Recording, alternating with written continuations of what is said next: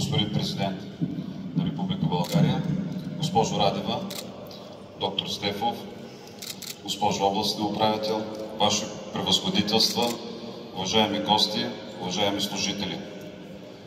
За мен като кмет е чест и привилегия да бъда тук сред вас. На финала е началото на нещо ново. Финала е на една административна процедура, на една инвестиция, която изискваше пълен синхрон между мотивиран инвеститор, екип, който той представлява, и голям брой общински, държавни служители, убедени в чистата идея да се създаде едно икономическо предприятие, което да създава продукт, бизнес и просперитет не само на града, но и на България.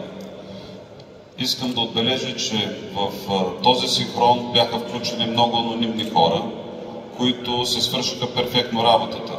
За да се изгради това предприятие, ние се възползвахме от Общинската наредба за насърчаване на инвестициите, от държавните закони за насърчаване на инвестициите и освен изграждането на самото предприятие имахме възможност и да изградим цялата довеждаща и съпътстваща инфраструктура.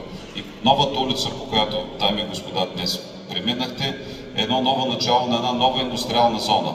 И съвсем скоро в свободните терени около това предприятие ще изникнат много други компании, които ще създават работни места и развитие на региона. Но това партньорство не приключва тук с отрязването на лента. Тепърва ние ще работим по създаването на дуални паралелки в технологичните училища на града, в училището по мехатроника и механика, партньорство с училището по компютърни иновации, роботика и изкуствен интелект, в висшите училища и университети на град Бургас. И се надявам, освен работни места, именно тук да се стимулира и развитието на наука, иновации, технологии, за да бъде България мощна, силна и наистина славата и интелекта на България да стигне до всички континенти на нашата планета. Успех и благодаря!